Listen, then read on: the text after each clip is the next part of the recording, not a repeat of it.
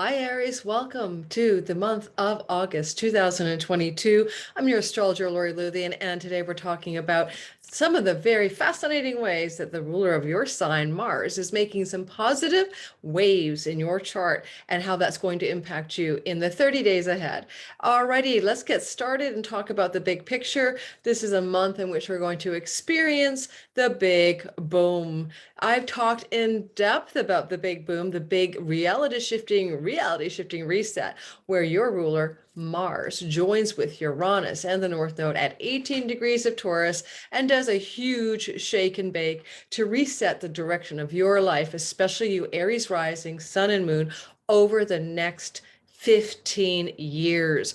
I'm not going to repeat all of that content. The best way to get the juice of that is to look into my channel playlist and check out that video, and you'll get a good 7-minute rundown of that for your sign. Now, the big boom is happening August 1st and 2nd, so go ahead and look at that on a separate video. So keep it in mind, it is important. You are ruled by Mars, and so you and Scorpio are getting a huge lift and shift from the big boom, or the reality shift reset, as I'm calling it. Now let's go ahead and talk about what's next on the menu for you guys. Now, first of all, there's a lot going on in the month of August. I mean, it's a busy month, so I'm really going to focus on what may be most germane or relevant to you as a Aries, therefore ruled by Mars, but I'll also mention some of the other fun things that are happening. So let's get going and talk, first of all, about what a sweet trine we're having between Venus and Neptune on the 7th and 8th of the month of August. Everybody wins. Anytime Venus, the goddess of love, and Neptune, who's, mystical, magical, fantastical energies, and sometimes, yes, addictions, but in a trine, not that, we're all going to benefit. We're all going to experience some kind of sense of well-being. In your case, particularly because this part of the sky is falling into your 12th house where Neptune is sitting, and that's a house of, deep, profound insight, spiritual wisdom, moksha, which means spiritual liberation or attainment. This, in your case, is particularly powerful.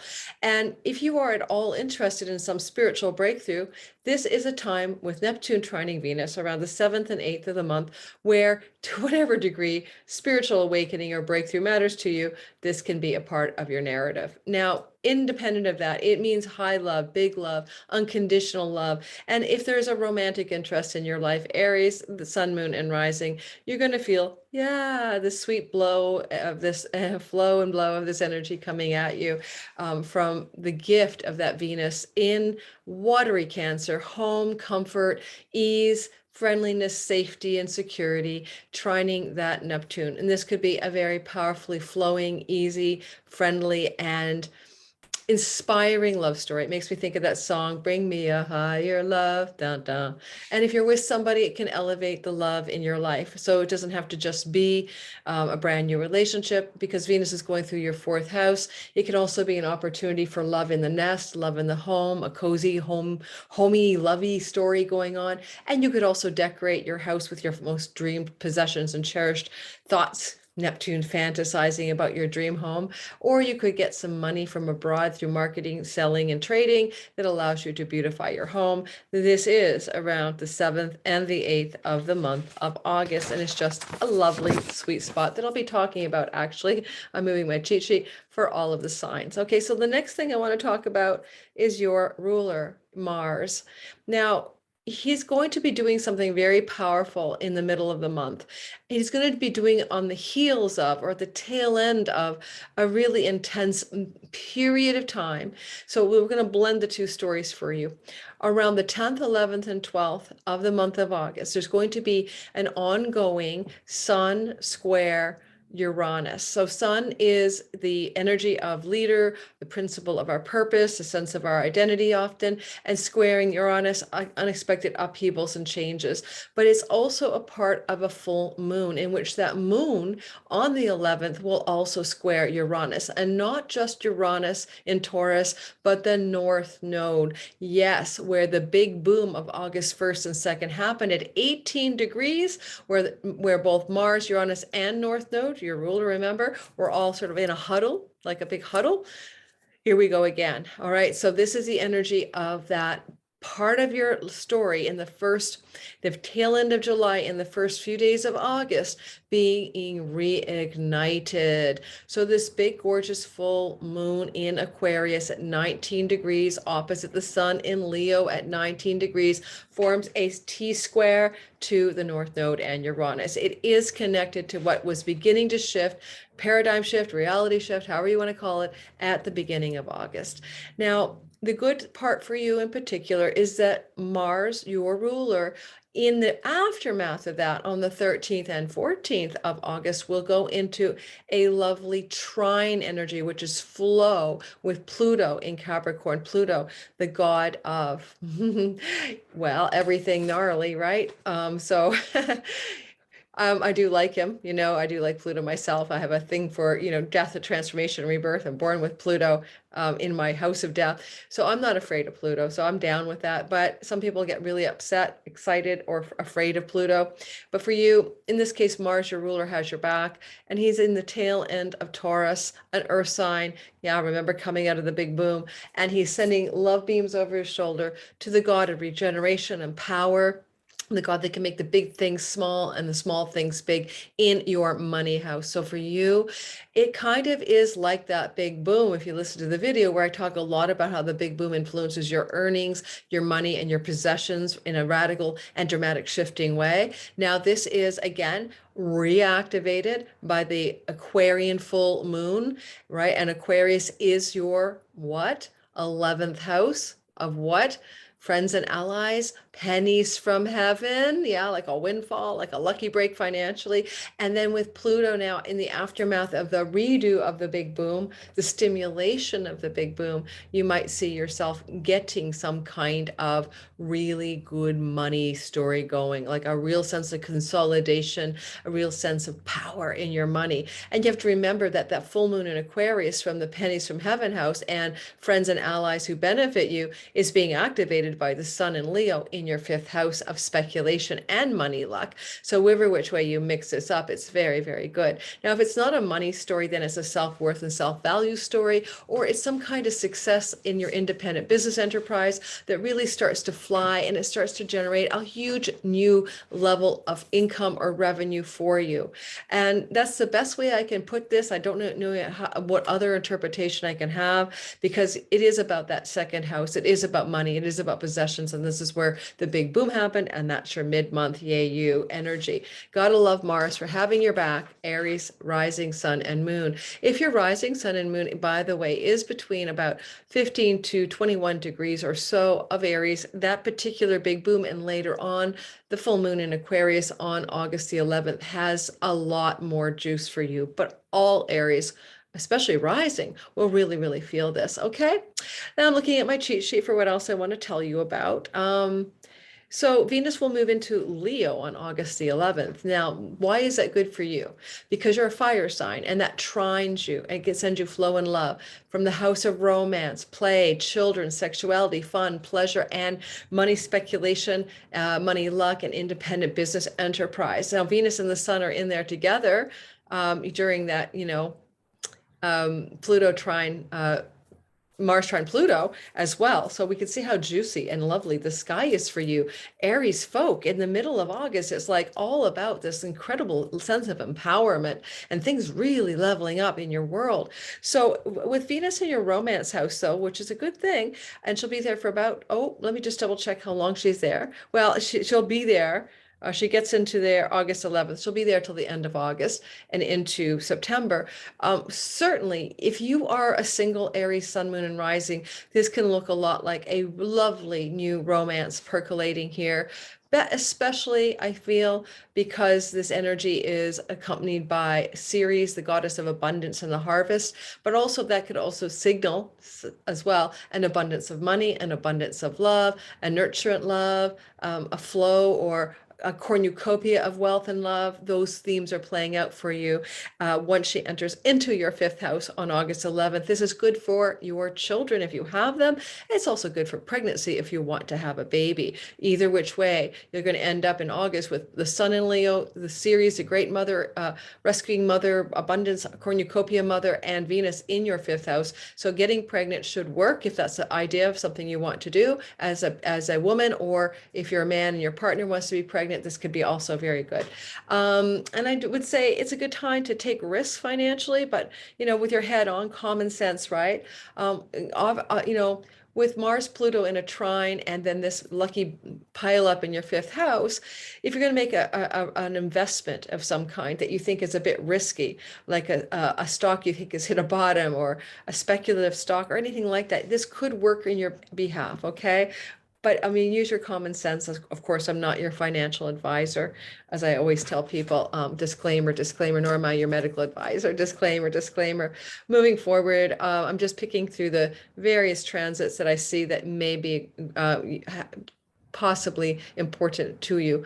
We do have a Mercury in opposition to Neptune at the same time, trining Pluto on the 21st, 22nd, and 23rd of August. This kind of pile up of energy, it's going to look something like this, in my humble opinion. One thing I'd say, by the way, anytime you see Mercury opposite Neptune, it's going to be some kind of disclosure or revealing or secrets uncovered or delusions dispelled or something like that. Something that may be hidden from view, especially when we get Pluto in the mix. Mercury is unearthing secrets when he's trining Pluto. So I want you to kind of think in terms of what in your life could be revealed, that was hidden from view, that now you're able to discover. And if that's the case, let me be more specific for you in terms of where this actually falls in your natal sky. Let me just cue my chart for a second because I accidentally uncued it from the Aries zone. Yeah, I have to look at a chart, guys. It's so many details to remember for you guys. Alrighty, so Mercury will have moved into the sign of Virgo on August the 4th. So this energy is definitely something that you need to think about in terms of things that are being revealed or disclosed from the layer of reality that represents your work routines, your colleagues, your coworkers, health information, and things like that. Squaring Pluto, trining Pluto, so it's positive, it's empowering, it's useful, and Mercury will trine Pluto in the house of your career and reputation from the place of your work and work routines. This could be like selling out. You produce or create something that sells like hotcakes. Your messages that you're creating from your work routines and workspace are hitting the mark and powering you up in bigger reputation and career success. But at the same time, when he's opposite Neptune in your 12th house, what is being revealed from behind the scenes of your life, maybe even from some person who may not have your back, or maybe a hidden enemy, that's the 12th house, or what things can come to you. Mercury is a dream god. Neptune is associated with dreams. This may not even be about real life people. This could be an insight, a revelation, or a dream at night that comes to you from within your own psyche, your own consciousness. And it could be very much even a powerful download. But because it's Mercury opposite Neptune, it may also dispel something that was in your mind a true story, but it turns out to be a delusion or an illusion, and it may feel difficult at the time when this occurs. I'm not going to pretend it's easy. And there may be a falling out with a partner, or a marriage or love partner or business partner at the time as well, because when Mercury will oppose Neptune, Juno, the goddess of partnership, is also pretty close to Neptune in the sky, and therefore that could also be an illusion, delusion, or disappointment with someone that you decide to collaborate, partner with in business or love. Yeah, you get so much momentum in the career space anyway. So this is a very kind of mixed, bittersweet time on the 21st, 22nd, and 23rd-ish of the month of August. Now, Virgo. All right, let's talk about this. There's going to be a Sun in Virgo squaring Mars and Gemini on the 25th to the 29th of the month. Now, Mars is moving into Gemini for a dog's age, all right, from August 20th till March of next year, because of a long period of within the bounds of the sign of Gemini, he will retrograde. So this is an important story for you, of course, because he's the Lord of your story. So certainly around that time when we were talking about the 21st to 23rd with Mercury, Neptune, and Pluto, you do have Mars moving into Gemini, which is fantastic for writing projects, online business stuff. If you use websites or if you use social media platforms, you're driven, you're active. It's great for short trips and travel. You could be commuting, going back and forth, traveling all over the place, short hopper flights, airplanes, whatever. You can definitely get into travel mode for those incredibly long 7 months. I'll be doing a separate video on that. But this is applying, of course, to the August story from August 20th to the end of the month. And then he'll end up in a condition of the sun in a square to him while he is in Gemini and the sun is in Virgo. This is a push-pull. It's a gritty tension between somebody you're working with or something in your work environment or something in your health and daily routines around your health that is not working as well as you might like with the things that you're doing in the third. So you could be overly consumed, overly ambitious with getting your social media stuff out there, getting your website done, getting your teaching done. I'm teaching courses all this fall, but it's starting in August. And you may be neglecting sun vitality in the sixth house, your health routines, your better work routines, pacing yourself. And you may even be squared or opposed by an authority figure in that space of your work, giving you some kind of gritty tension around what you're up to in your third house of trips and travel. Your siblings live in the third house. You may be traveling to see a sibling, or it's possible something's going on with a sibling that's taking your attention away from the work and health routines that you really want to do to vitalize yourself. So keep that in mind, alrighty? At the end of the month, the 25th to the 29th. And then we're going to end on a very positive note. Mars will sextile Jupiter. Yay! August 31st. What a lovely time that's going to be. Mars is your ruler. Jupiter is the god of luck. Who wouldn't want to experience a happy ending on August the 31st through this very intense month ahead?